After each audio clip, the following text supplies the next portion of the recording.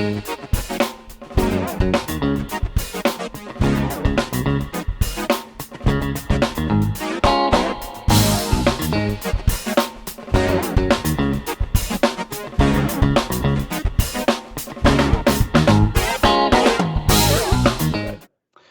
we are recording and we can start. I want to present you this meetup. I will be your presenter. This meetup is of the series that is called Tech and More. We have we are Agile Lab, and we manage and organize meetup from the Big Data and AI Milano meetup. And we have different kinds of meetups. And one of these is the Tech and More, that is like a hat under which there are a lot of types of meetups. And this is our, especially this is a mixed meetup between something in the middle of some meetup to follow and the workshop. So we are under this Tech and More group, but we also have some more technical meetups, like a hands-on code that are called Hold My Beer. And we also have some interviews, so we have also the tech interview type of meetups. And I'm glad to be here now and to have our special guest Imply, and Peter and Sergio today. So thank you for joining us, and you made this meetup possible. And we are very proud to have you today. And we also have other meetup groups, as you can see. Under this meetup logo, we have similar group names and meetups in other locations of Italy where we have offices. So today we will talk about databases, in particular Druid and Neo4j. So the first half of this meetup is about Apache Druid, and Peter and Sergio will tell us about this database for big data. And the second part is about graphs and graph databases, and we will talk about Neo4j, and there will be a question and answer part after or in the middle of these meetups, in these talks, so you can more easily interact. So I'm Riccardo Fino, the presenter. I'm a data scientist at Agile Lab. And we have Peter Marshall that will tell us about Apache Druid. He's a technical evangelist team leader at Imply.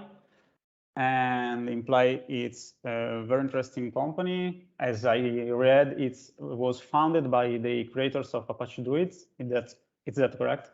So it's a very interesting source of knowledge, and I will thank them to share their knowledge with us.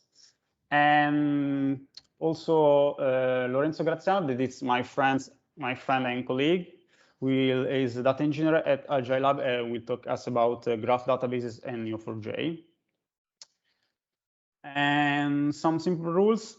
Of course, we'll try to keep our microphones off during the speaker talks in order to understand better. And of course, I invite you to keep your camera on if you want for a more engaging experience.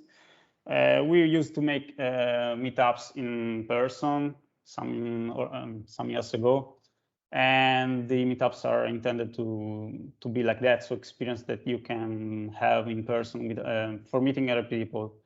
So at least we can show our faces. I think it's more in the spirit of the meetup as it was designed.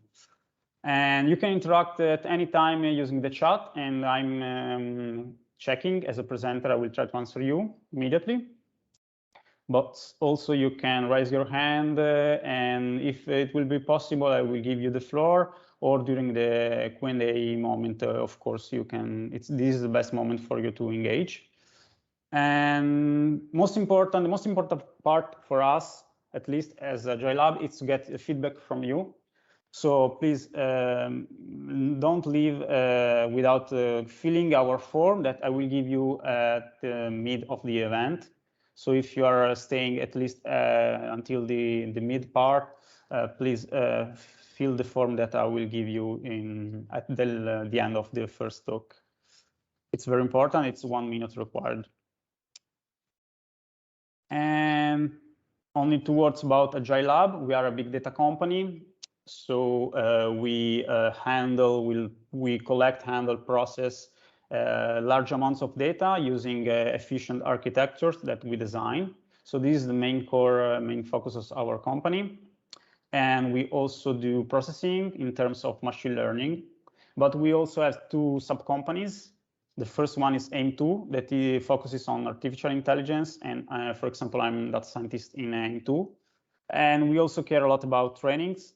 So we have also Agile skill that our training company, all in the group of Agile group. You can see here that we are in different locations that corresponds at our more or less at our meetup groups. And these slides, it's continuously evolving because, for example, we have now a new office in Padova, and I'm currently here. I'm speaking from Padova today, and we add new offices not every month, but frequently. We are growing quickly. We are Agile, so we are opening spots and offices in different cities very quickly. And we are a young team of passionate about data, big data. So if you are interested in us and want to know us and what we do, you can reach us in our website or LinkedIn. And we are always hiring. So if you're interested in particular in big data or want to be a big data engineer, or you are a big data engineer, you can try to reach us and we will talk with you about this opportunity.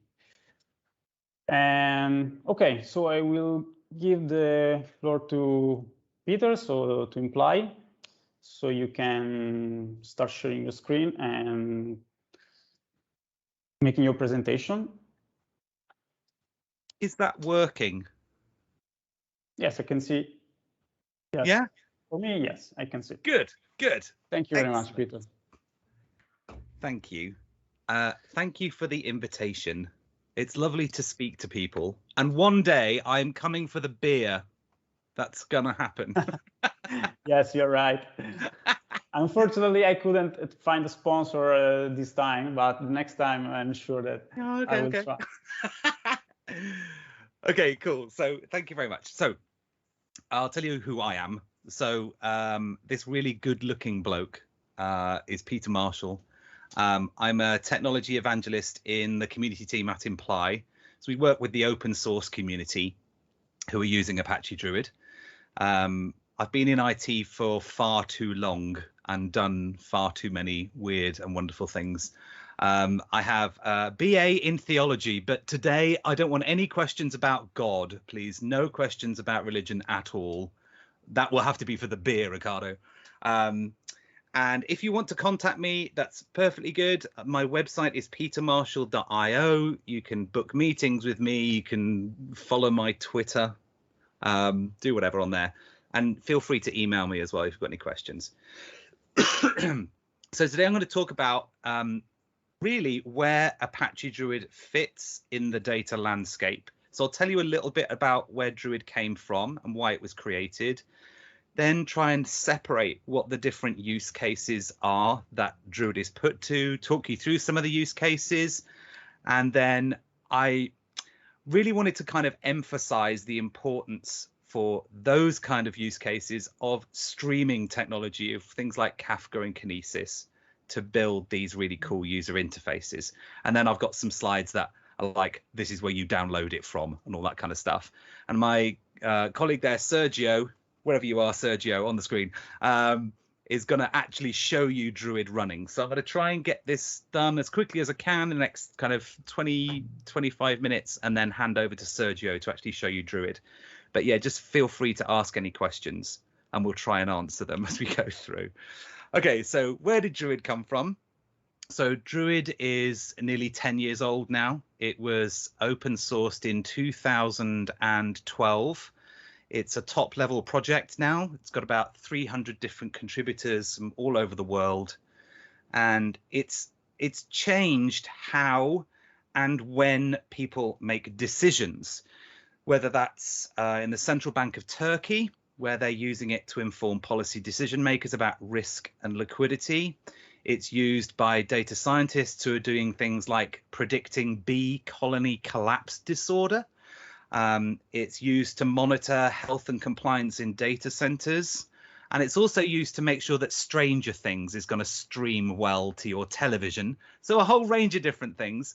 The important thing for me as someone who works with the community is that it's a really good community success story. So it's because of software engineers, because of technical writers, everyone who's contributing to the project to make it a better and better project for people to use. To give you an example of the kind of things that have been happening in the community, in Druid 0.15, a data loader was added. So a proper user interface. It's the Druid console, which Sergio will show to you. In Druid 17, which feels like a long time ago, I suppose it was. In Druid 17, they revamped the ingestion mechanism. So batch ingestion particularly was more stable. We could add new formats. In Druid 18, the join term was added, supported in Druid SQL. In Druid 19, there was a really important change in Druid, which was the introduction of vectorization, just another good way of computing things. And work on that has been really ramping up. In the latest release, vectorization now applies to data sketch operations as well, which is really cool. The important thing is to say here that Druid is not it's not built by one organization. It's not built by Imply. It's not owned by Imply at all. It's an open source project. It's an Apache project. So it's built not by a small team of people for a small team of people. It's for anyone. It's for everyone to use and everyone to contribute to. So it was a company working with advertising exchanges that first created Druid. And if you don't know what advertising exchanges are, they're kind of like a marketplace, really, where publishers say, hey, I've got this space, and advertisers go, oh, OK, I want to buy that space off you.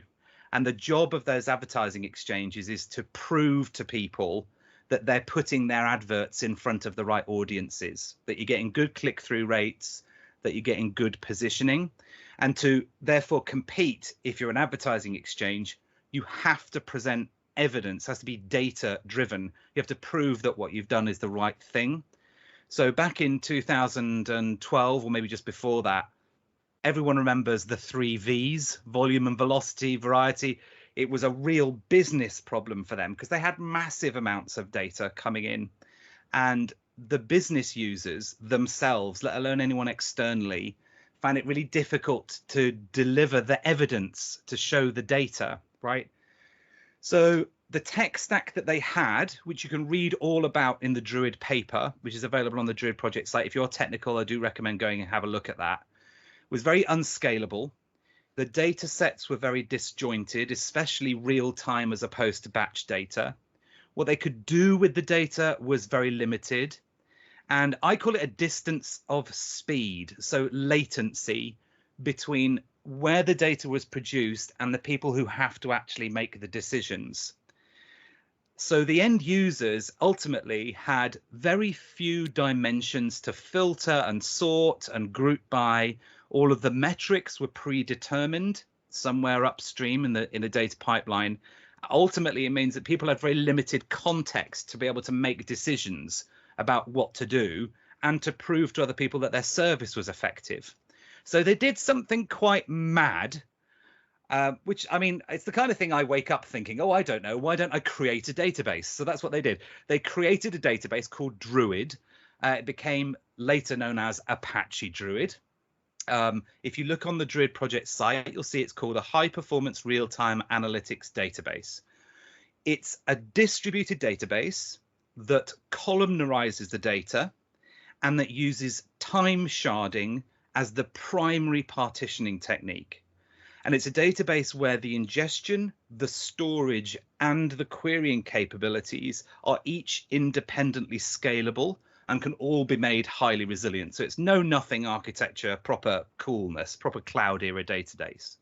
The idea is that if you implement this database, you're going to give the business users or software engineers or data scientists the ability to get to fresh data really quickly and to do statistics on demand on all sorts of data. So that group of San Francisco engineers created this user interface. They had a mobile and a web service. And so their end users, who were things like account managers or even the advertisers themselves, could do something quite unique at the time, which is that they could do ad hoc statistical calculations. And they could do dragging and dropping. They could choose whatever visuals they wanted. And to build that, they couldn't do that without having built Druid. They couldn't do that with a data warehouse. They couldn't do it with data lakes. It was too slow. It was too much latency. They needed to build something new. One of the first adopters of Druid in 2013, so it was just months after it was open source, was Netflix. By 2015, eBay, PayPal, Cisco, and Yahoo had picked it up.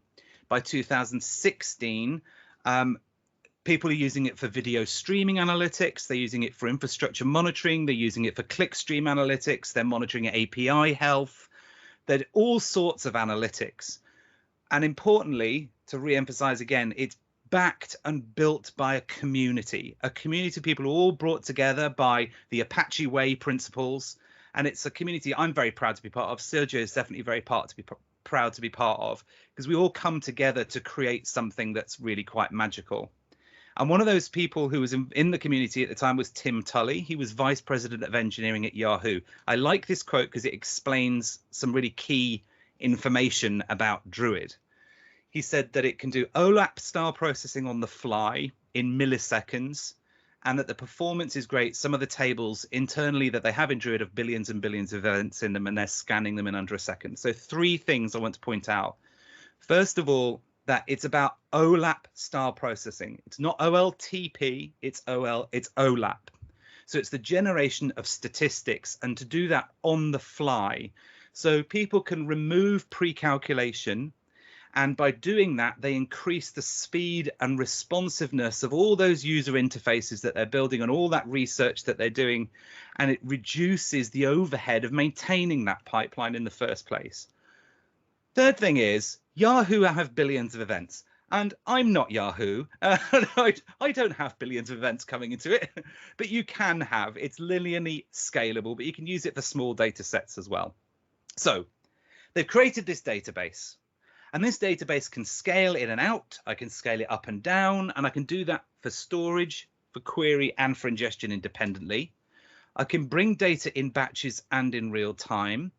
I can use it for all sorts of queries because I'm not having to do pre-computation that might explode if I add another dimension.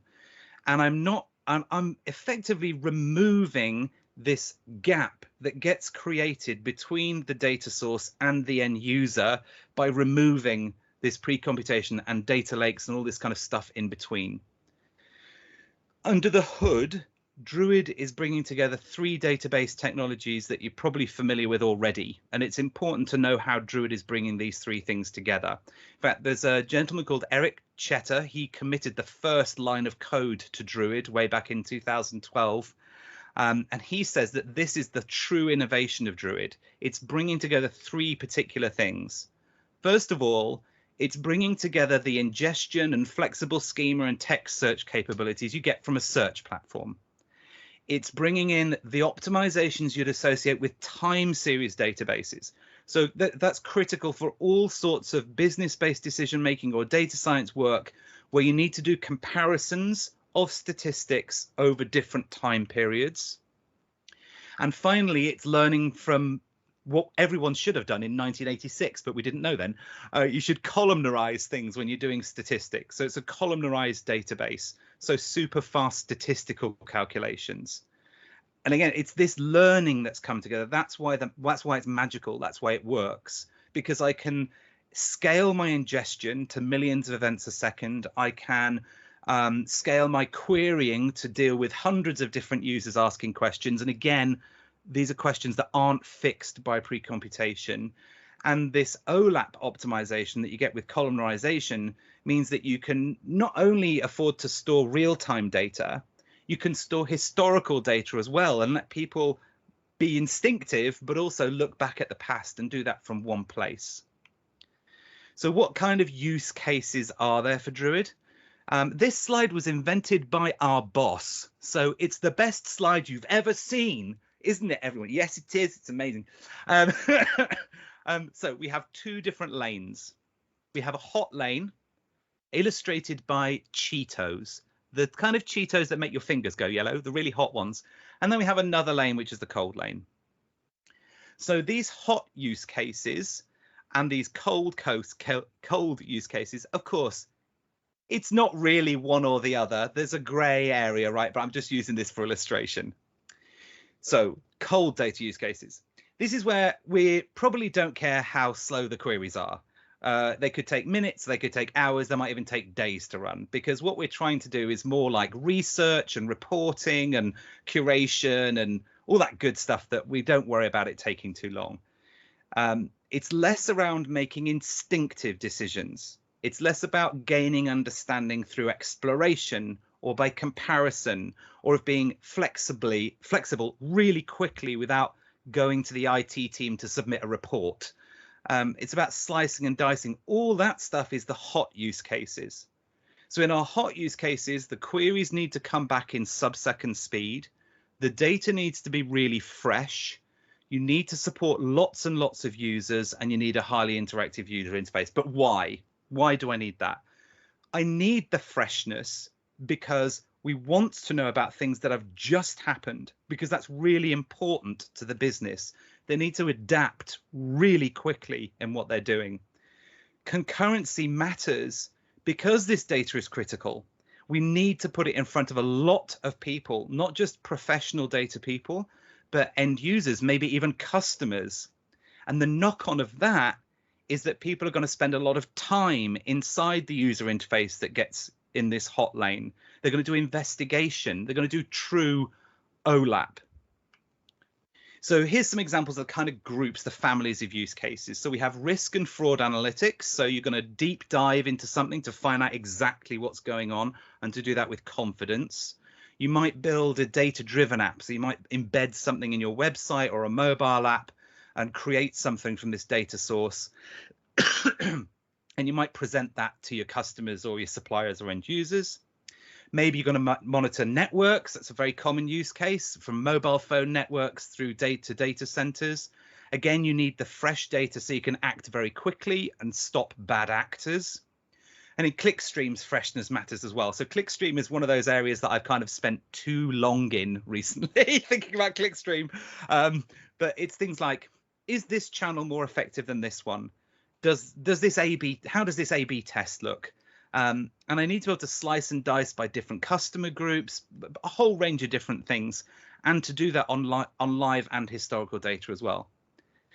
Digital advertising, everybody hates digital advertising. I know, I hate it when it pops up on my phone every time I'm trying to play a game. But anyway, there we go. It's one of the places that spawned a lot of this really good technology. Apache Druid, as we heard, is one of those things that has been part of that world. And it's built to solve a real business problem because of that. It's not just a research project that someone's picked up and thought, oh, I'll write a paper and publish it on Google. This is a real business problem. So all of these are problems that require a database that can scale with the number of users, that can put fresh data in front of people, where you can explore data. That's what makes these hot use cases. So as a hot database with the very low query times, that means you can make interfaces that are more personal, that are more interactive, that are more intuitive. And the scalability means you can reliably give that user interface to lots more people. If you're ingesting data from streams, that means people can make data faster, but you know that's not always a good thing. So you also need to bring in the historical data so you can give people good reflection on the historical data. So this is all quite new. I'm 44, don't hold it against me. This is quite a new thing. I remember just using Oracle Business Objects and I thought it was amazing and no one would ever use anything different. But people nowadays, you youngsters, you want to have things that are simple to use. I mean, for goodness sake, that are more personalized, that are more adaptive, that are location aware.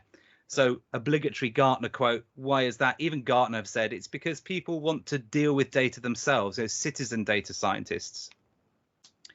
So whoever the adoptees are for Druid, if you go and look at the Druid Powered By page, They're all people who are trying to build experiences that are hot. And you can just see the kind of difference that a cold user interface has versus a hot user interface. There's emphasis on speed, on exploration, on personalizing the decision-making experience while giving people access to the very latest data. So this is a tool that is a hot tool. It's creating a tool like this that is why Druid was created in the first place. So I can pull and drag and drop dimensions. I can set dimensions up. I can set my own statistics up, my own measures and things that I want to do, choose a visual. All of that has to be done very quickly, and the queries have to execute very quickly. This is why the Druid open source community is passionate about Druid, but because of interfaces like this that are just really fun and cool to use. I tried to summarize these. So on the Druid forum, if you just go to the Druid forum and have a search for this post was written after the virtual Druid Summit last year. And I've tried to do a bit of a meta study of like the kinds of characteristics of end user experiences that you get built on top of Druid. So do go and have a look at that. So why am I passionate about streaming technology being used for Druid? Well, it's because I like hot data pipelines. By which I mean, well, I'll try and explain using a geyser. So these geysers work because they are heating up water that's just sat on the surface that dribbles down into the earth, 2 kilometers down. And then these hot rocks heat the water and they push the water up and they create these spectacles. These are the kind of user interfaces that people get passionate about in the Druid community that are really cool and exciting things to use. So as I've mentioned, those user experiences are full of personal data. They're very interactive, used by lots of people. But to power this, you need to have an engine in Druid that's going to do it and do that specifically and do it really well. So we need to be able to ask this database questions very flexibly, not fixed. We need to be able to scale with the data volume, with the velocity, good interfaces that we can use to query it, whether it's a data science language or whether it's a query language, able to retain and tier the data as we need to. Parallelizing queries is essential. It needs to do that scalably, and it needs to optimize the data. And thirdly, if you want it to look this cool, yes, you could heat up data from a data lake. Yes, you could heat up data from a data warehouse. Yeah, okay, fine, whatever. But the really cool stuff, the really exciting stuff is the stuff that's just happened. People want to see the latest data. They want to see the latest network traffic information. They want to know about energy production in solar farms. They want to know how well these financial transactions are doing in a bank. They want to know the latest information. So the last component in a hot pipeline is a data source that makes that data accessible, makes the right data accessible, that protects the latency from where the data is produced to the end user, and importantly, front loads some of the repetitive work that you would otherwise be doing at query time over and over again that'd be quite expensive. Okay, enough pretty slides. Now let's talk about some technology. So where does Druid fit? So Fanjin Yang, who's our CEO, he's part of the original development team. He describes Druid like this. He says, typically Druid sits after your data lake or message bus. It provides an analytics engine that powers applications with sub-second statistical calculations that combine real-time and historical data. So downstream of Druid, what can I do? I can build custom applications because I just can use the JDBC connector, or I can use the APIs to build some really cool application. I can plug in a desktop application, so Supersets, the open source BI tool, go and play around with that. Native connectors for Druid, Looker's connectors really good. Or I might use some data science tooling, so I might be using R or Python. There's a Scala connector, I think it's called PyScala. Screwid, that's what it's called, Screwid. And then, or you might be using notebooking. When it comes to data science, Facebook and Yahoo have done some really cool work around Druid. So Facebook Profit is used for predictive analytics, and Yahoo Sherlock can be used for anomaly detection on the data in Druid as well. So I can connect Druid to streams like Kafka and Kinesis, to long-term storage systems like S3 or Google Cloud Storage or Azure Blob Storage. I can pull in from web sources or from local disk, or I can even plug into another Druid database and rework the data in a Druid database. But we mustn't forget that very often there needs to be some processing that happens on the data, like maybe in Spark or Flink, that makes the data statistically ready. 20 years ago, people used to call that ETL and would spend years and years and years in projects working out how to transform data between one database and another. That hasn't really gone away. We just do it in a different way now. And of course, we've got all these producers of data. So there's things like I like to use. There's something called Devolte, which is great for clickstream analytics. You've got open telemetry emitters, all sorts of data that we can put into these data sources and push through into Druid. This is an example of a pipeline from the International Journal of Engineering Research and Computer Science and Engineering. It's quite a good read, actually. We're going to have a look at this. So here they're describing how they're pushing the data through NiFi and Kafka. They're using Beam to handle the Flink processing. Importantly, Druid is being the storage engine and powering the analytics for data science work, in this case, for alerting and for anomaly detection and real-time monitoring. This is Netflix's pipeline. So you can see that there's a flow from Kafka through Flink to S3, and it's accessed by Trino, and it's also fed into Druid. And notice this magical blue line that goes directly from Kafka into Druid. If you do get a chance, go and look at that meetup. It's really cool. They explain the difference really clearly between hot data lanes and cold data lanes. They do it very, very technically. They also talk about Iceberg, which I need to go and research. They've also produced a connector between Trino and Druid. So all the acceleration you get from doing statistics through Druid data sources, that's all now completely automatic. It's completely transparent to end users. So it's a really good talk. What did Druid say? So Netflix said that Druid is our choice for anything where you need sub-second latency, where you've got interactive dashboarding, any reporting where you expect somebody on the other end to actually be waiting for a response.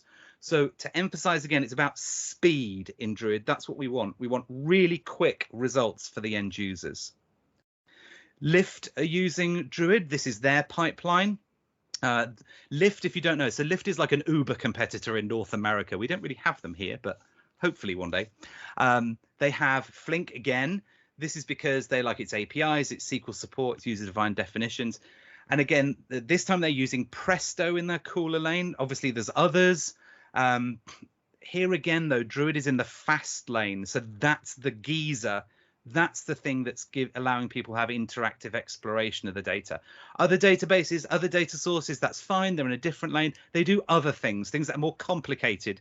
They do things like materialized views. They do things like federating data sources. They handle jobs that take a long time to run. In Druid, we want them to be over and done really quickly for the end users. Twitch is a Druid user. An interesting story because they had lots and lots of operational issues. And it's a few years ago now. I used to use Twitch quite a lot, and I experienced this myself. So they'd have content that would take ages to buffer. And because it took ages to buffer, people would just switch to a different stream. And then because that took ages to buffer, they just hop around all over the place, and people basically got annoyed with Twitch. Their problem was that they had no way of measuring whether the fixes that they were coming up with were actually making any difference. It was taking days and days and days for the software engineers to actually work out what was going wrong. So they added Imply and added Druid to build this single platform for analyzing all of their telemetry in one place. They gave engineers a really cool hot user interface that they could go and use all together, that they could share findings with one another, and they could explore the data. They weren't fixed by something that someone else had designed. Lyft. Did I mention Lyft already? Anyway, Lyft. Oh dear. Lyft is really cool. So Lyft is they've got 4 key use cases at Lyft, 3 key uses at Lyft. One of them is used by the people who are managing the drivers, and they're trying to make sure that there's sufficient supply for the demand, and they have real-time data that tells them that. And they used to have one that had, you can see there, it's got Hive and Presto and S3 and Flink at the top half. They've supplemented that slower lane with one that is just going Flink, Kafka, Druid. And the user interface has got the real-time data really quickly. So they've sped up all the decision making. Okay, yeah, that's cool. So that's me done. If you want to go and have a look at Druid, I mean, there's loads of other talks out there on the internet about Druid and get into the real technicalities of it. If you want to go and look at what other people are saying about Druid, what they're doing, go and have a look at the Druid Powered By page. There's about 160 companies in there now. Someone you know will be in there somewhere. So please don't go and have a look. And of course, there's some people who don't like us to know that they're using them. And if you spot someone in there and you'd like to know what they're doing, and you know, if you go into community channels, you can't find anyone, then let us know. community@imply.io. Very happy to help you speak to them, find out who they are. And of course, Druid Summit is coming up in a few weeks, 2 weeks, isn't it, Sergio? I can't remember. Time flies. There's lots of really cool talks. I'm looking forward to one by Reddit, which is going to be really cool. If you go to the Druid forum, there's a section on there called the tag browser. And if you've got a specific piece of technology that you're interested in and understanding how it works with Druid, you can just click on the tags and it'll take you to the right places. You can download Druid really easily, deploy it onto any Linux machine with the JRE8 running and go through the quick start. And if I haven't said it enough here, Sergio and I work with the open source community. So we're living and breathing the Apache way all the time. So Netflix, Postmates, Adobe, lots of people who are still working on Druid. You can be part of that community. 11,000 people have starred the repo, 3,000 different forks, of which one is mine, believe it or not. I might not write Java. Most of mine's all in Markdown, but never mind. Everyone's really friendly. You know, we all get together and try and work through these issues. And also, we have the community spotlights on the Imply blog. So they are not sales pitches. This is Sergio and I and other members of our team interviewing people about what they're doing with Druid. Like QBook over in India was a really good talk we had last week, talking about Spark connectors, all sorts of things. So do go and have a look at that. So in summary, it was a very, very small project, very small development team. And what they needed to do was put data in front of people quicker. And they needed to put that data in front of them really flexibly. And it's grown to be massive. I'm really proud to be part of it. There's 30,000 members across the world now, engineers, data scientists, architects. You can find us as employees of Imply in the Druid forum. There's meetups that we organize. You can more than happy for you to join us there. There's a Druid professionals group on LinkedIn. And of course, follow the Druid.io and Imply Data Twitter feeds and that all important hashtag Apache Druid. That's me. Thank you very much. Am I under time? Yeah, you left me a little bit of time. Good. Excellent. So while I get this going, any questions for Peter? All right, well, I'll jump right into to a demo. So this is what I'm showing you here is the Druid console. As Peter described, you know, if you download that installer and get it running on a Mac OS like I have here or any Linux machine, this is what you get. You get a web-based application that can very easily help you load data and query data and get you going very quickly. You can see here that there's all of the data sources that Peter was talking about. Right now, what I'm going to demo is an Apache Kafka ingestion and query. So what I've got running here is Kafka. There's a Kafka broker running. I put some data in a topic. And to get started, all you really need to do is click on the load data here, select Apache Kafka, connect. And as soon as you give it the Bootstrap server for Kafka and the topic you want to read, it reads, you know, a piece of it and allows you. Let me move Peter out of the way here, and it allows you to directly parse that data. So it does this automatically. Let me go ahead and click on that. So it separates it out into the columns that it sees in the JSON data. So it recognizes that it's JSON and automatically selects JSON, or allows you to select different input formats. It supports CSV, TSV, regex, Parquet, ORC, and Avro, right? So all of these formats are automatically detected and parsed. And you see it splits it out into what the columns are in that particular data set. You could also, if you have like embedded JSON in any of these columns, you could also add column flattening. That means you extract columns out of any path inside a JSON structure to create other columns from them. So you can add that additional processing in the ingestion. We then go on to the next step. Here's where we're identifying different elements of what we're loading. The first thing that you need to do is identify a timestamp column. It automatically chooses the first one that it sees within the data set as the timestamp that's going to be used for the time sharding that Peter was talking about, right? So first and foremost, Druid is a time-based database, so all data sources require you to select time, and it's going to shard the data automatically on time. You select, you can switch the time column if you want to, but it picks it correctly in this case. You can add column transformations. This is where you can pre-process some of the columns and maybe parse them in some way or calculate some other columns from the columns that are at play here and make that part of the ingestion process. From there, you could also select filtering capabilities. So you may not want, maybe you only want entries that have something different than null in Australia. So put a filter in for that. In the country name. From there, and I'm going quickly here because we have little time, but stop me at any time if you have questions. From there, you need to also define what we call, or we recommend, you can load the events as they are. But where you really take advantage of Druid capabilities is we use this ability of roll-up in the ingestion.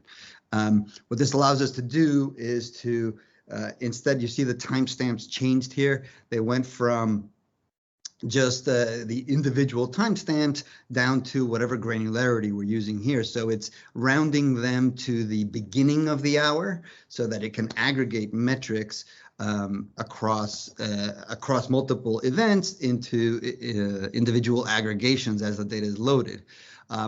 This is very useful for reducing the data volume, sort of compressing the data into what data is useful for the type of queries that you're doing.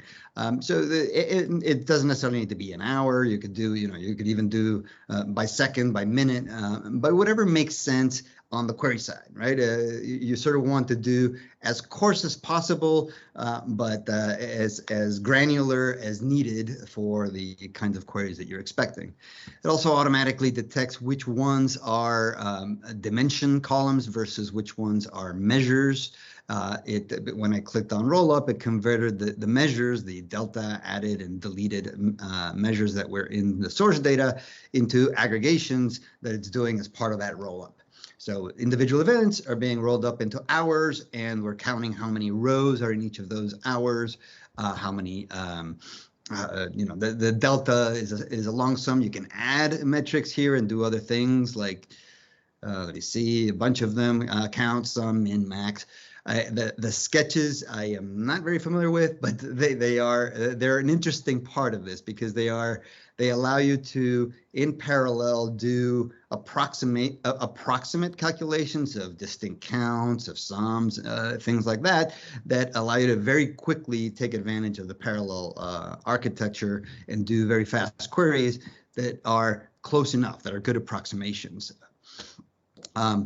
Additionally, you segment.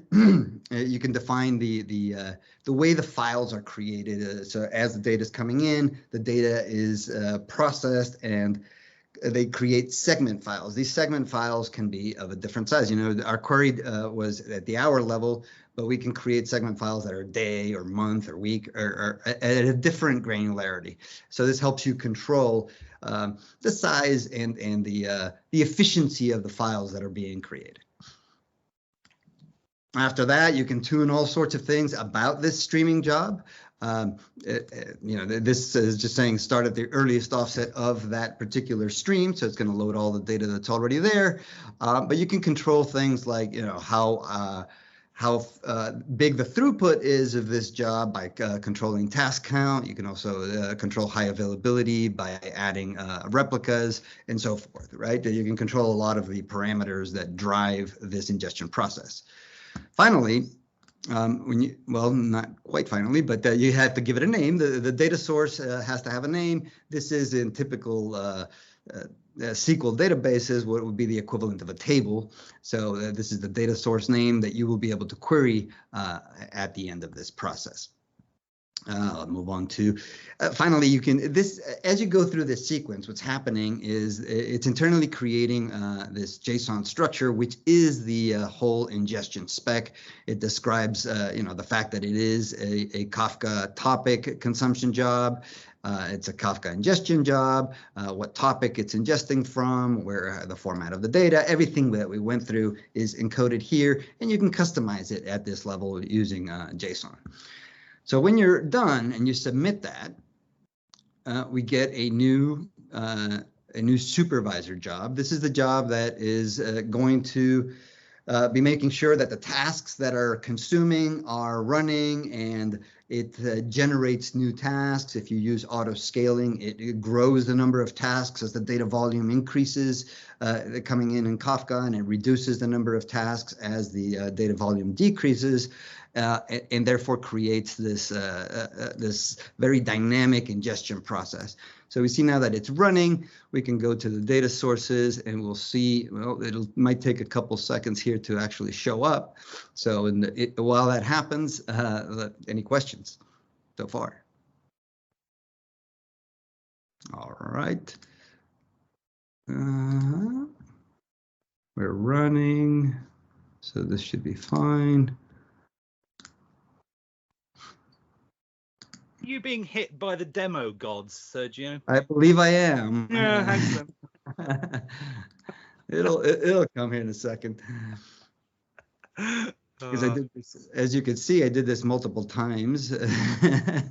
But yes, the demo gods are potentially terrible.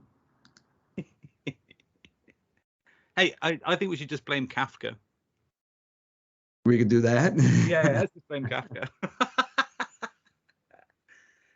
All right. Let me see if they start showing up. Okay, we may just have to do that and blame Kafka. I was hoping to query them here. No, it's not there yet. We would see the data sources. Okay, I'm going to have to call it and blame the demo gods, open it up for questions right here for now, and hope that it shows up here in a few seconds. I wanted to ask, maybe I missed, but can you share maybe the one link?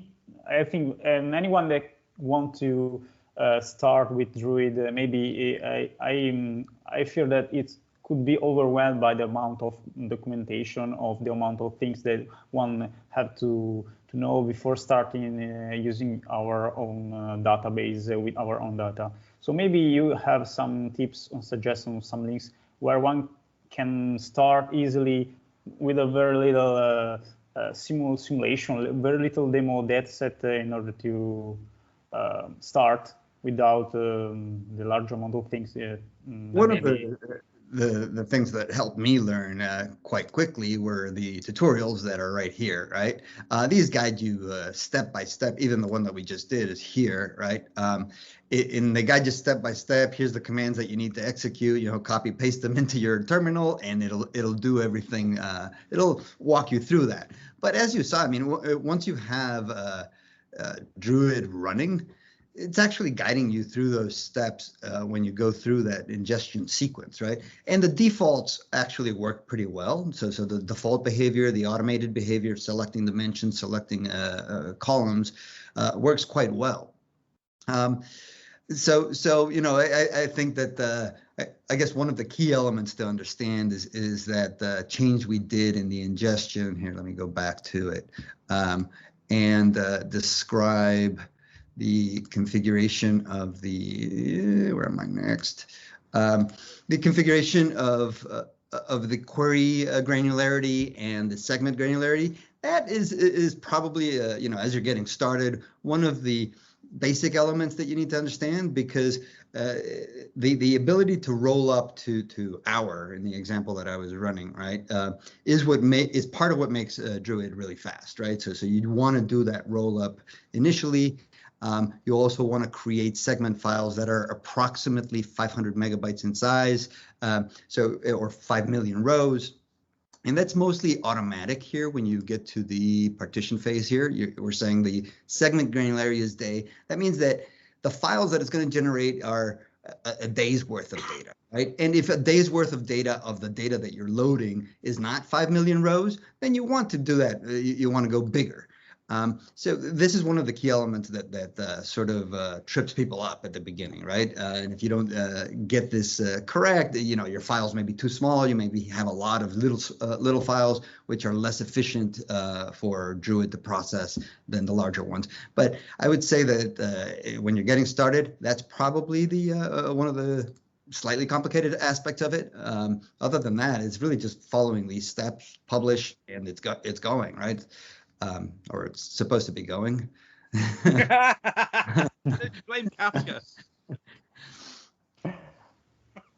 Sorry, there's no blame in the open source community. I apologize.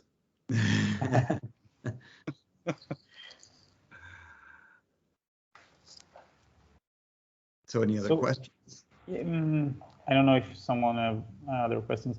Otherwise, as a data scientist, I was asking how can make a benefit of Druid in our data scientists ordinarily daily tasks. So only for making queries that I can maybe transform in a data set for other applications, or is any other capabilities that data scientists can leverage and use? Yeah, so that's a big question. So in general, where data scientists are using this for is as an additional data source for anything where the kind of data you want to get to is about windowed aggregates. So by which I mean you have to do something about a period, because the results you get back are generally much quicker from a Druid data table than they are from others. However, remembering that the end user experiences that Druid is driving are, they're for business users, and business users don't need to look at 5 years worth of data in order to do linear regression. They don't need to do that. You can do that in Druid. Don't get me wrong. You can put 5 years worth of data in it, but Druid likes small queries that are user interface driven. So that anomaly detection thing, the Facebook profit thing, the Yahoo Sherlock thing, what they're doing is that they've already determined what the model is that they're trying to get alerts because of, and they are sitting that on top of Druid as the data source and then watching the stream as it comes in. And they'll say, okay, I'll look at the last hour. Has this thing happened? Is it an anomaly? And then they'll push it out. Preset, who is one of our cousins, basically. So Preset is to superset what we are to Druid. Preset have a brilliant set of articles about how superset can be used with Druid, with Facebook Profit, to create visualizations of predictions based on data that's inside Druid. So what I would say is I don't generally see Druid as being used as like a data lake would be used, where you research a huge ton of data. It's more like you do your research, you might test it inside a data set in Druid, but then you're going to sit what you've built on top of Druid in order to do something else for the end users. Does that make sense? Having said that, I have seen some people where the data scientist has done something and they're informing the schema of the data that you want to put into Druid so that it's easier for end users to understand what you've done and to be able to research it. Does that make sense?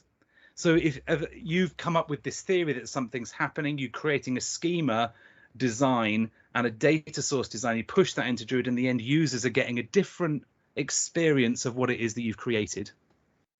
I don't mean to be so wishy-washy and political, but I hope that's a good answer.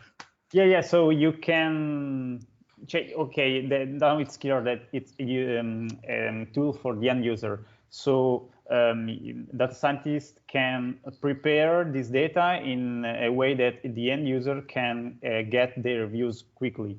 So it's like that. So yeah. I give you a very powerful, quickly tool to make visualization, but I want also to make some, to put some insights in it in order to. Yeah. No, I don't want the business to make mistakes in this. Too much power to the business to make things. So I'm limiting the views. Okay. It's different to, how can I describe it? So the way that Lyft, in fact, I'll just say the Lyft video that I repeated twice for some reason. The Lyft video, their third use case where they talk about how they're using predictors of business metrics is really interesting. So they have got their business metrics, like some company performance information. They've understood how they should model that behavior. And then they are using Druid to do that real-time prediction of what the metric is going to look like. So they've kind of done the research beforehand. They're building a user interface, and on the back end, the non-technical users are getting a new way of looking at that data. Make sense? Yes, it's clear. Thank you.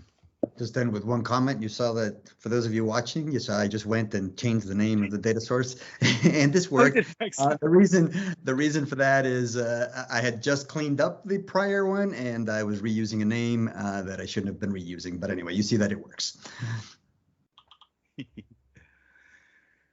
Okay. Cool. So are there any questions, other questions about this? And otherwise, I can print in chat the link for the form that I please you again to fill, at least for this half of this part. If you're following the other part, maybe you can fill when you're leaving. And thank you, Imply. Thank you a lot. Thank you, Peter. Thank you, Sergio, for this. It was very fun, very interesting, and very cool to have all the theoretical and also the practical part and something where to start to do this. It's very interesting. I didn't know that was so widespread, this Druid technology. So it was very interesting. Cool. And I think also for our colleagues that I saw they talked about Druid some time ago, but I don't know that if we have actually a project using this. So maybe this could be a good start. Thank you. We're here, Druid Forum. That's why we're here. And good luck for the Druid Summit. Cool. Yeah, thank you. Okay. Now we will go on with the part about Neo4j and graph databases, and I'm presenting again Lorenzo, my colleague, my friend, and I thank you very much for him for presenting this part, for helping me in building this event. And Lorenzo, it's up to you. Thank you. Okay, so I'm going to present. Okay. I'm Lorenzo, and I work as a big data engineer for Agile Lab. And today I will introduce you some concepts about graph databases and also Neo4j. So we'll start with a brief introduction about the graph theory, and then we will go to graph databases, and in the end we will talk about Neo4j. So what we are looking at, this is the first use of graph in the story, and maybe you already know this story. There is a small town in Russia, maybe it's called Königsberg, and which is divided by a river, and there are 4 parts of the city that are joined together by 7 bridges. So the people wondered if it was possible to cross all the bridges once and return to the starting point. This problem has been solved by Euler some centuries later. And on the right, we can see the graph modeled, where we have 4 vertices that are the 4 parts of the city. And we have 7 edges joining the vertex together that they model the bridges. So this representation allows us to think more simply about this problem. And thanks to the power of the graph, Euler was able to understand that it's not possible to follow this kind of path, because the number of outgoing vertex of edges of the vertices was odd. So basically, the possibility of walk through a graph traversing each edge exactly once depends on the degrees of the nodes composing the graph. There are many other problems modeled in terms of graphs. We will see them in a few minutes. So what's a graph? A graph, it's, sorry.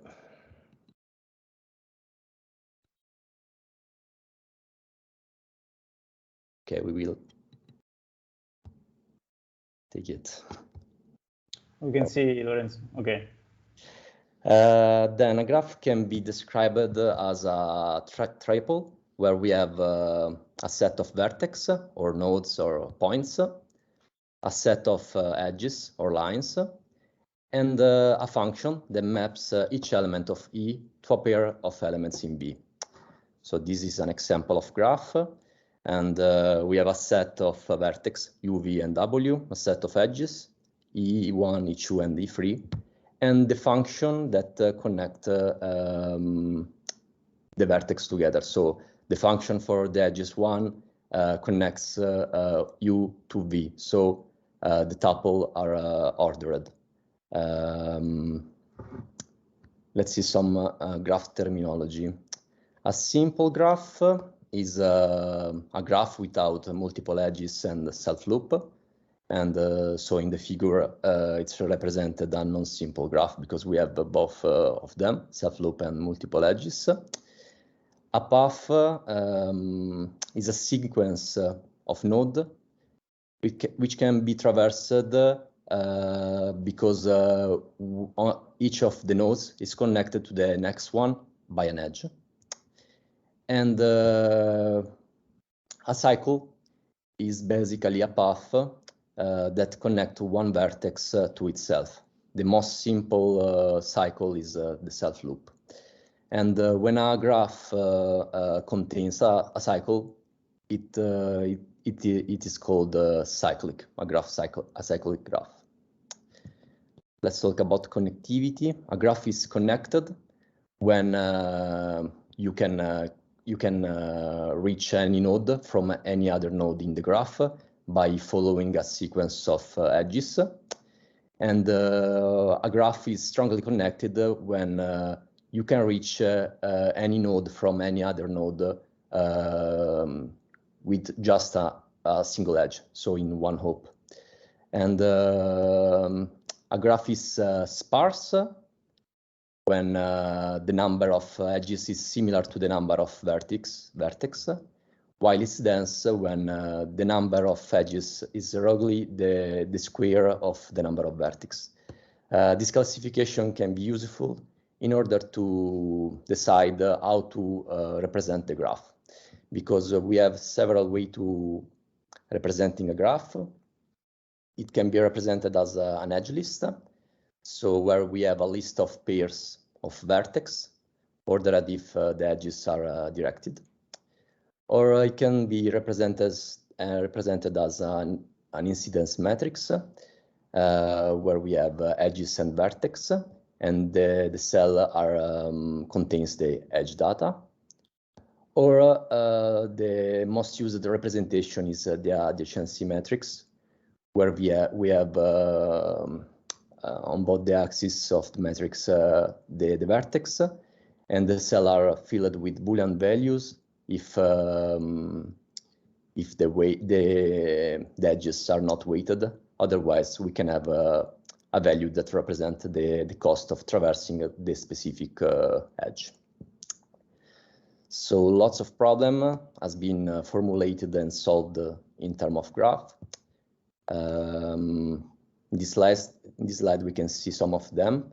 In the class of pathfinding algorithms, we can find the shortest path, the depth first search, and many other algorithms. The centrality algorithms can be useful to understand which nodes of the graph have a particular detail, while the community detection are used, the algorithm of this class can be used to identify cluster within a graph, and can be important in various scenarios like social networks, in order to find maybe users who share common characteristics. And we have also link prediction that try to predict which edges in the graph that are not yet present could appear in the future. And this can be useful, for example, for a recommendation system. So after this brief introduction to graphs, let's see graph databases. So what's a graph database? It's a non-relational database used to address some limitation of relational databases. In relational databases, the relationships are implicit, and when we want to go through this relationship, we need to do a join. And on the other side, we have graph databases where relationships are as important as rows in relational databases. They can have a type, they can have properties, they can be directed, and in graph database we have what is called index-free adjacency. So each point or each node contains a pointer to its adjacent elements. This allows us to browse a relationship faster and than in a relational database. Here is an example of how a graph can be modeled on a relational database. We could have a table with nodes with an ID column and all the data associated to the node. We have a column with the ID and other columns that specify associated metadata. And we should have another table, an edge table, where we have the source ID of the starting node and the ID of the destination node, plus all the information we want to store inside the edge. So in the relational case, when we want to traverse a graph, we need to do a complex join, a complex chain of join between these two tables, and it can be complex, and it is for sure inefficient. Also using the indexes, while in graph database they are more efficient because each node have the pointer to the adjacent nodes, so it's for sure faster. So what are the advantages of graph databases? We have a structure that allows us to easily analyze the relationship and analyze the relation between the entity on the database. And the graph databases are very fast for associative dataset like social network, and they are also schemaless. So they are flexible and they can handle very easily changes in the model. So in this slide, we can see some common use case for graph databases. We have fraud detection, and in this case, we can use them, for example, in order to evaluate transaction or purchase, exchange of money, maybe also in real time, to understand which of them can be considered fraudulent. We have network mapping, therefore for electrical networks or telecommunication networks or road networks. We can use them because it's easy to represent this kind of scenario, because the entity we want to modelize are in fact graphs. And graphs make it easy to analyze many aspects, such as dependency management, identify bottlenecks, and also evaluating the latency. And we have also the recommendation system scenario, and which can take advantage of the link prediction algorithms we were talking before. So let's move on. Neo4j. Neo4j is a native graph database.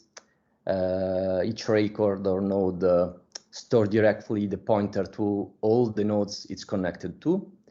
In other words, the database physically saves its adjacency list inside each node.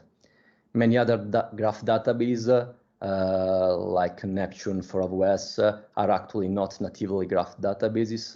So this is a huge advantage for Neo4j.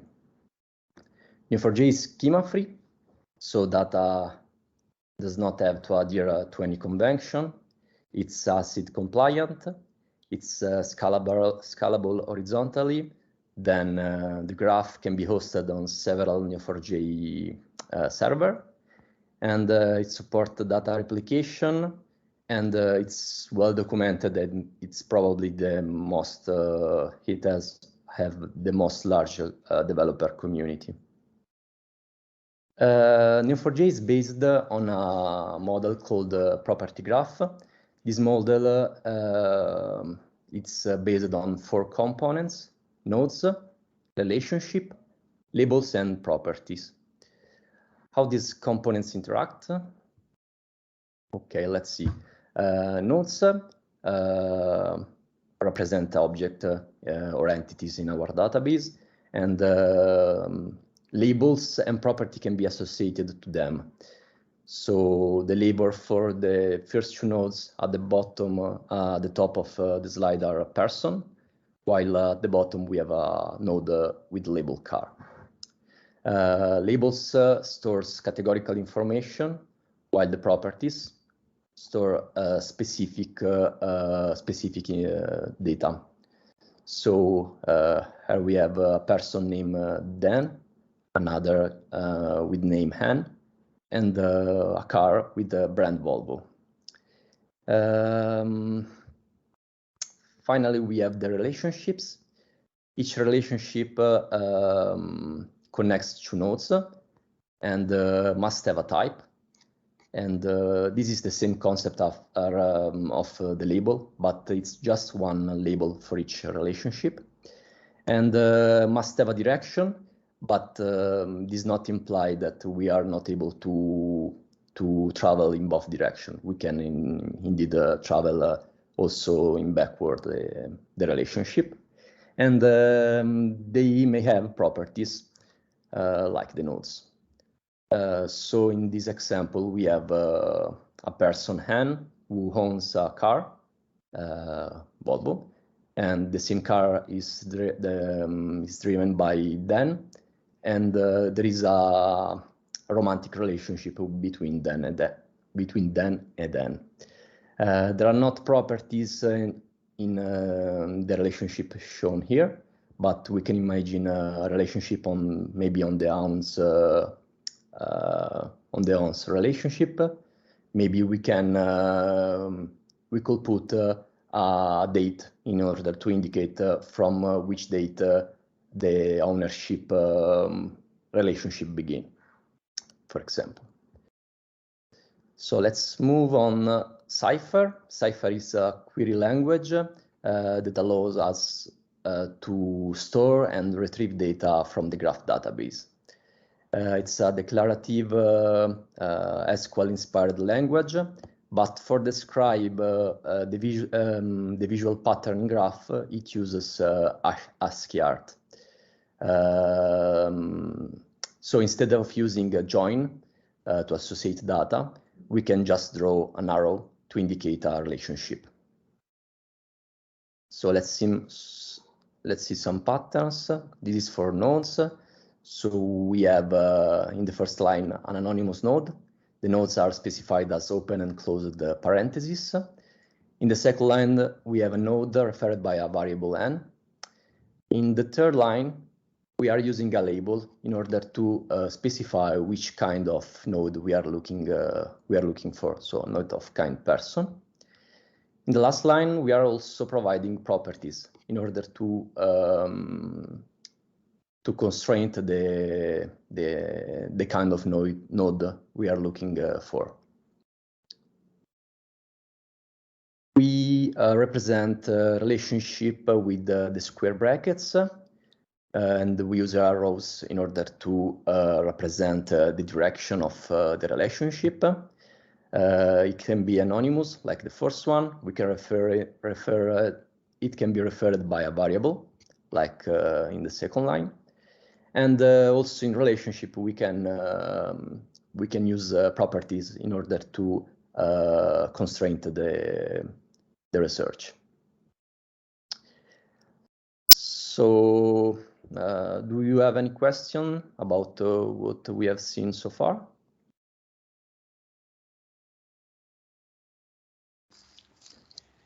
Get ready, because now you have to put your hands on this. So let's pay attention to the comments, because some of them you're going to write. Okay.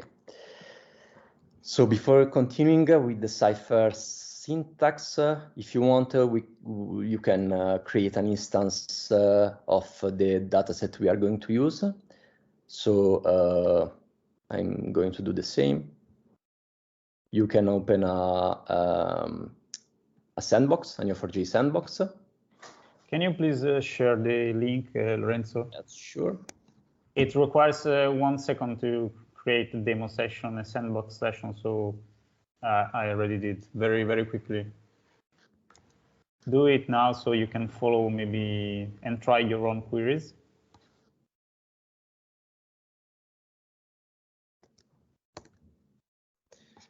Here we go. Thank you. So we can open a new project. Let's use the movie dataset. We can push create button. Maybe we can give us 1 minute to create to create an account, to join, and to create to log in into the sandbox. So I logged in with Google, so it's very quick. 1 click away from going into this dataset. If you have any problem, if some of you can log in, please say now, so we can help you. And then Lorenzo, we will go on with the code. It's very interesting if you can try yourself. It's very funny. Okay. Let's try again. So it's login and then movie dataset and then create.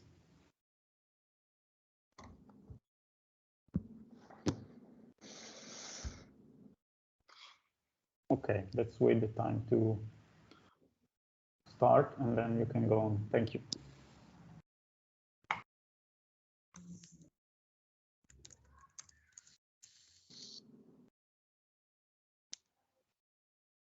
Can I ask you a question? Sure. Okay. In my work, we use Neo4j for a project. Do you know if there are differences between the enterprise license and the community license into the execution plan of the query? Because we noticed that the execution plan on the enterprise Neo4j are more faster than the community version. Okay, as far as I know, the execution plan should be the same, but difference is that in the enterprise edition, You can create, for example, composite indexes, or let's say you have more DB we can create. You can also, and you can choose different kind of constraint to apply to your data, but the execution plan should be the same, as far as I know. Okay, thanks. So this is the Neo4j browser. We can see the labels contained in the graph. We have movie and person, and the total number of nodes contained, the relationship types contained in the graph, and the total amount of relationship. Here we have the property keys stored both in nodes and relationships. So let's talk about creation clause. We have a similar syntax to SQL. We have the create that allows us to create nodes and relationships. The delete that can be used to delete nodes, relationships, or path. And the detach delete. The detach, it's used to detach the nodes from their relationships in order to let us delete them. Otherwise, the Neo4j will give us an error. The clause set is used to update labels on nodes and property, and the remove it's used to remove properties from nodes and relationships. This is an example of create. We are creating a new node, director of kind director and actor, with name Quentin Tarantino. We are creating also a relationship of kind directed, and that associate the first node to the second one. The second node is of kind movie, and the title should be Pulp Fiction. So this is not the only way to import data in Neo4j. We can also use, for example, we can also import CSV files using this clause we can see in this slide. But we can also import data from other sources like JSON, or also from other relational databases using other tools that Neo4j give us. So the other data creation clause are the merge that ensure the pattern exists in the graph. Either the path already exists in the graph or otherwise it will be created. So we have two different subclause on create to be used in conjunction with the merge. On create allows us to specify action to take when the pattern needs to be created, while the onMatch clause allows us to specify action to take if the pattern already exists. This is an example of merge. We are merging the same nodes and relationship as seen before, and we can try to create this node.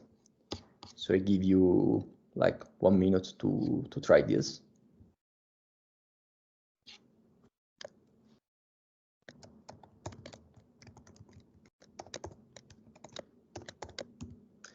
I'm going to use the label already contained in our database.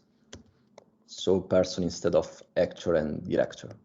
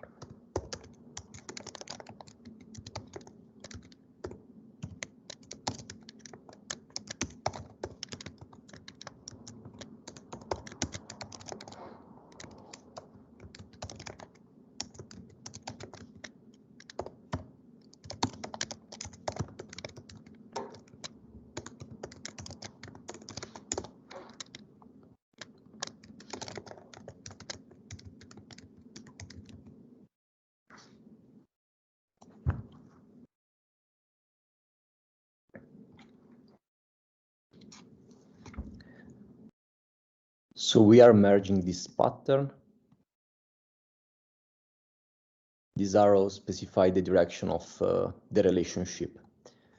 So the first time we run this query, we should see a property on the first node, because we are specifying this variable n called the last action, and it should contain this value on create.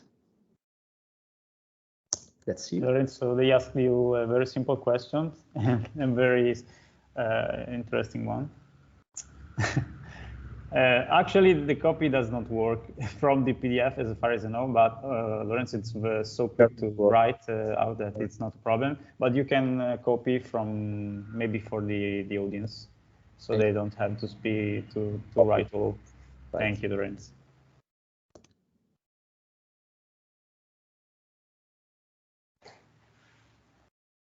So running this query the first time, you should see this property with value on create. Neo4j browser have this button that allows us to rerun the same query. So if we press this button, now this node should contain, okay, last action on match.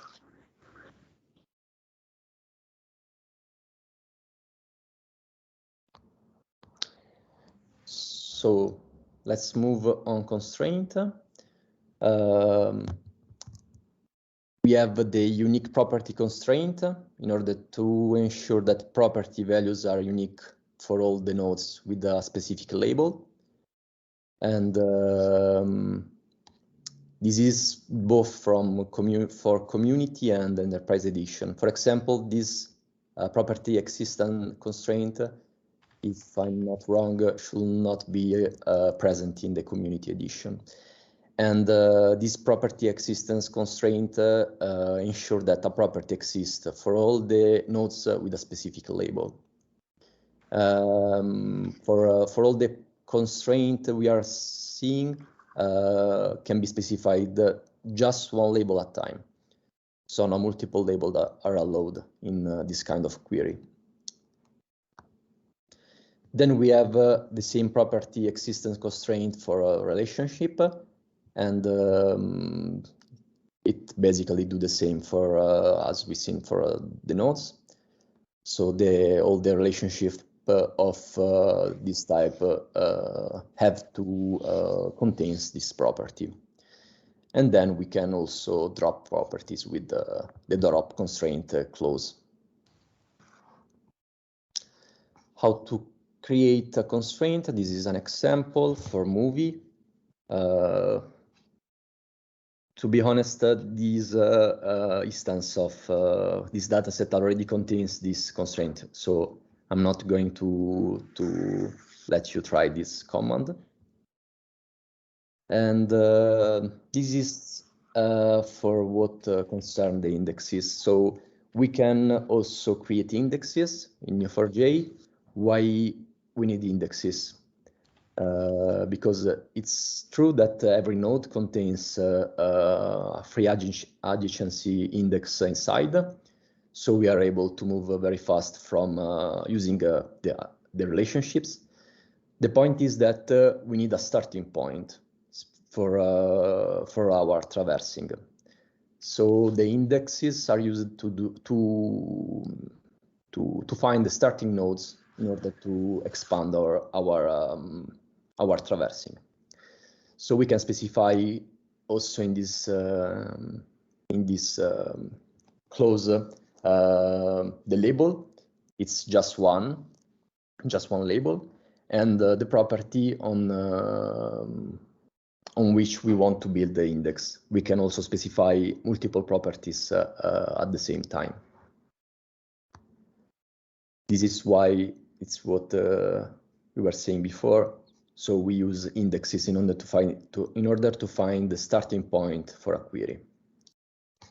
This is an example for creating an index for the node of kind actor on the property name. So reading clause, we have the match, which allows us to specify a pattern to search for in the database. And we have also the optional match, which is basically the same, but the optional will fill the missing part of the pattern with a null, basically. And this slide shows us some patterns, some common patterns we can use to querying the database. So we can search for a node of type person with one label. We can specify multiple label. We can also specify a property or multiple properties. This is used for constraint the research. We can match this relationship with declared properties, as seen in this line. We are also using nodes without any variable name. So in further step of the query, we will not able to retrieve information about the nodes, because they are anonymous. We can do the same for the relationship, so skipping completely the square brackets. So we know that N and M are nodes connected by a relationship, but we are not able to tell which kind of relationship connect them. We can use just dash instead of arrows, so we can retrieve a relationship in any direction. And let's say we have a multiple combination of what we are seeing, like in the last case, where we are using a label for the first node and no label for the second one. We can specify the name of the relationship, obviously, and also we can specify multiple relationship with the pipe. We can looking for a variable length path, like in this line. So we are looking for a variable length path from 1 to 5 hop relationship between N and them. Or we can just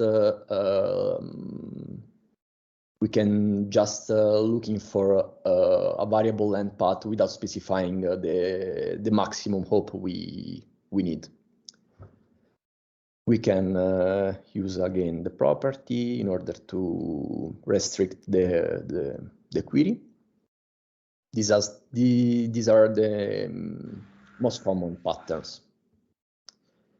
So for the reading in Cypher, we have other subclause. We have the where. It's very similar to SQL. The where is used to add constraint to the patterns in match, optional match, also in the with that we will see in a few minutes. The order by, that it's used to order the result. And then we have the skip and limit. So the where is not a clause in its own right. It's to be used together with the match, optional match, and with. The where in the first case, so in the optional match and in the match, specify the patterns, while in the with it simply filter the results. What can we use in the where clause? We can use Boolean operations like and, or, and so on. We can filter on label with this notation. So we can just put where n, 2 dots, and the name of the label we want. We can filter on node property, like n.name, it's equal to string. We can filter on relationship properties in the same way we are doing for nodes. We can do existency checking and string matching and so on. We have a lot of clause that we can use in where clause. And then we have projection clause, the return, like in SQL. We have the with that allow us to chain various parts of the same query together. and the unwind that it's basically used in order to expand the list into a sequence of rows. So let's try some queries. We can try to find a person named Kevin Bacon inside our database. Finally, we have Kevin Bacon. Finally. Lorenzo, do you think that it's possible to have the slides? It could be useful for, yeah, sure. or no, I don't know if you think that this is interesting to have in this moment, or maybe they can follow you. I can share directly. Cypher.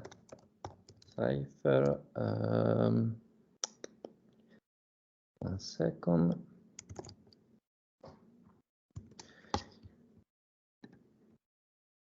Okay, here you can find all the commands that you may need in this exercise. Okay, thank you.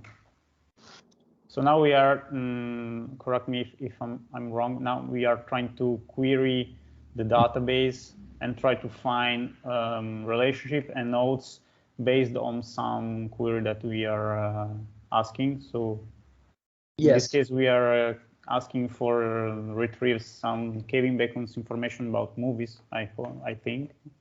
No, just the person Kevin Bacon inside the okay. graph. I'm going to.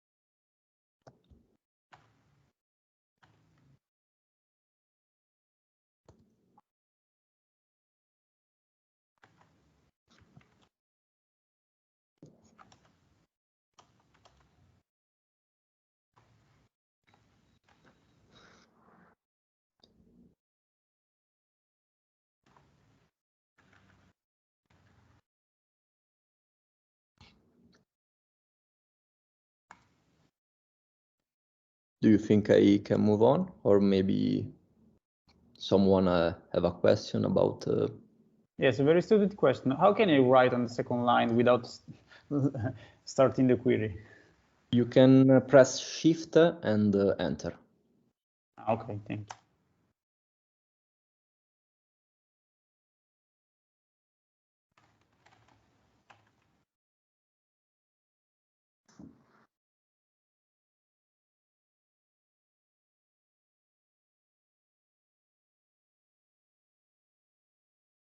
Okay. So the result should be just one node. The node is shown in the web browser like a circle. And if you press on the node, you can see all the properties associated to the node. You can also view the response like a table.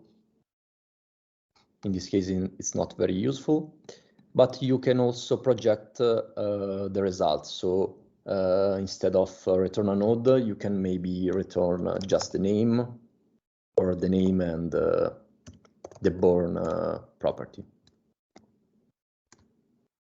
In this case, the result is a table. Okay. So we can move on. We can try to find all the movie released in the 90s. I will give you a couple of minutes.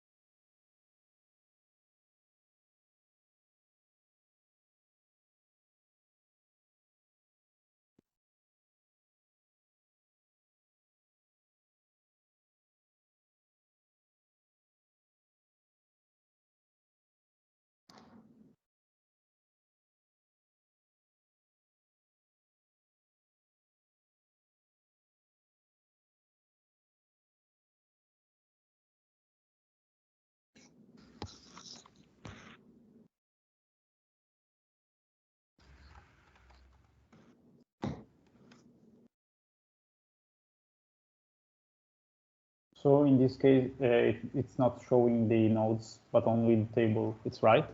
Yes, because you can choose to show the nodes, just putting the variable name you called your nodes. In my case, it's n. So in this case, it will return all the nodes with all the informations.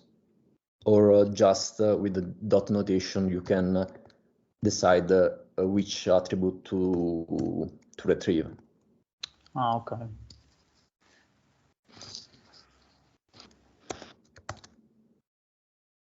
Okay. So let's try to retrieve some more complex information. We can try to find all the movie where Kevin Bacon was an actor.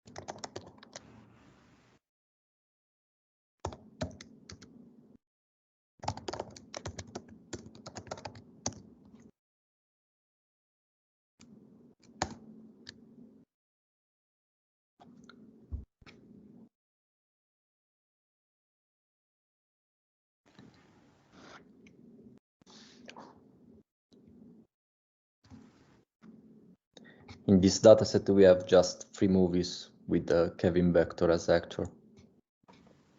We miss Tremors. Yes, this is a big problem. His best film is not present.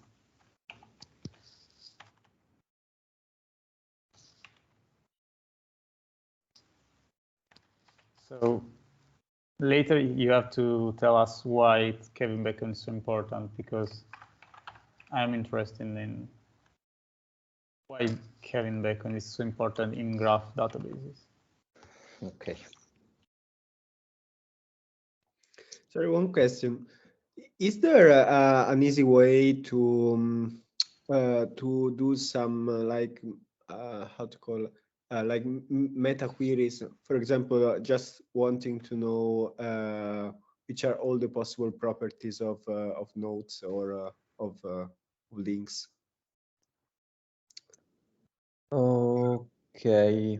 The problem is that Neo4j is schemaless, so we can look for properties in a certain node, but I don't think there is an easy way to look at all the properties contained in the nodes with the same labels, with the same label. Okay. The syntax should be properties of the node, if I'm not wrong.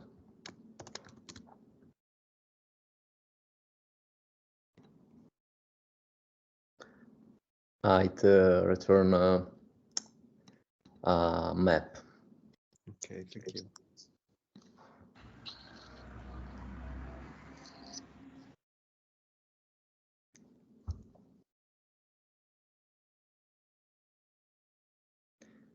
Okay, maybe we can try another query.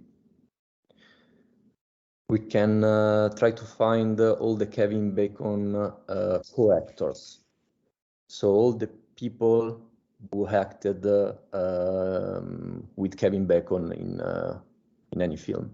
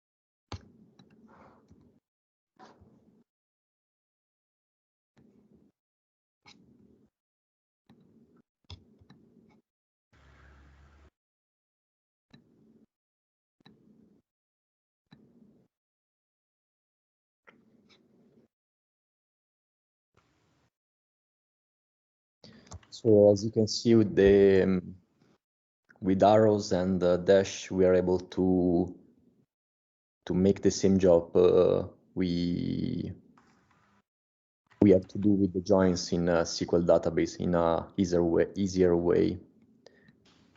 And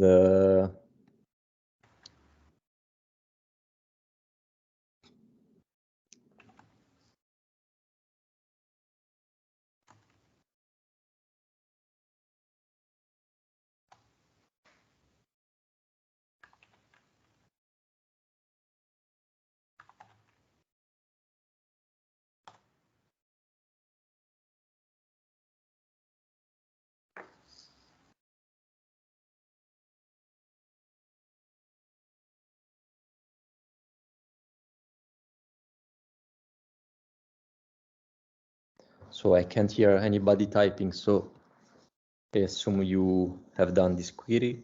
Yes. The results, we have Kevin Bacon in the center of the graph. He acted in 3 fields, and we can see all the co-actor attached to the three movies. So he acted with Tom Hanks in Apollo 13. So let's try to find all the person and movie up to 3 hops away from Kevin Bacon. Lorenzo, I think this is our last query because we have our time is finished. Okay. But I think this is more or less the last thing to try. Yes, that's right. The last one. In the meanwhile, if you want to explain why we are using Kevin Bacon to do only for the ones that last until the last query. Then I will confess why we are using Kevin Bacon.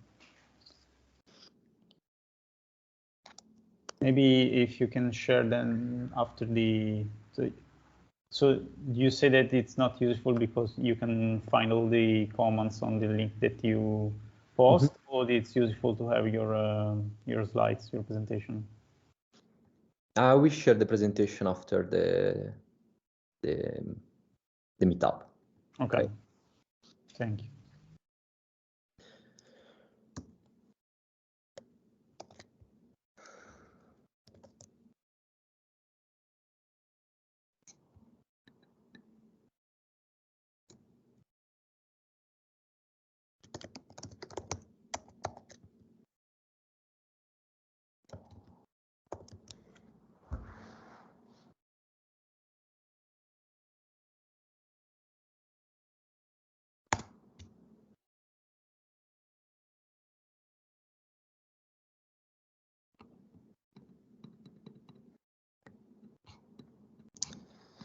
So it's a little bit small, but we can see Kevin Bacon in the center of the graph. And we have all the movie and person, not just actor, because we haven't specified any kind of relationships. So maybe we can find also the director of a film. Wait, Tom Hanks directed a film. Okay, so basically we are looking for every kind of relationship with a maximum hope of 3, from 1 to 3 hopes away from Kevin Bacon. And I think that this is the last query we are going to see this evening.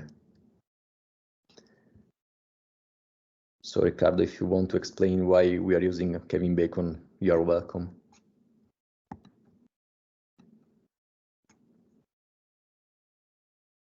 You are on mute. Sorry, I said that I don't know why actually it's Kevin Bacon and not another actor.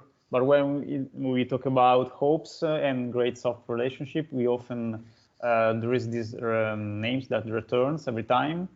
And so it's connected to graph database in some way. I don't know why.